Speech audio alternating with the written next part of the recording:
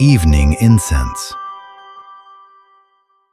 This is the brief on the spiritual math of number 7. The seemingly dry accounting of silver offerings in this text actually holds a hidden prophecy about God's ultimate assembly. So what if these ancient ledgers are literally a numeric blueprint for the future?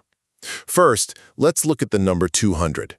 Each leader brought a plate and bowl totaling 200 shekels, but don't just view that as money, think of it as a chorus. You know, in the book of Ezra, exactly 200 singers returned from exile, and in Revelation, the redeemed sing a brand new song. It really makes you wonder, doesn't it? Does our redemption end in mere relief, or a song only the redeemed can learn? Second, let's do some math. Take those 12 leaders, representing the early church's 12 foundations, times 200, and you get 2,400 shekels.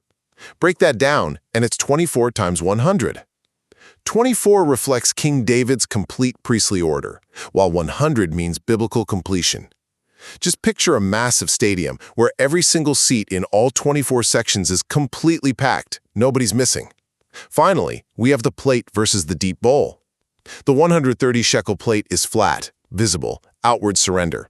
But the 70 shekel deep bowl, that's our inward hidden intercession for all nations. You literally can't hit that ultimate 2,400 total without the deep bowl.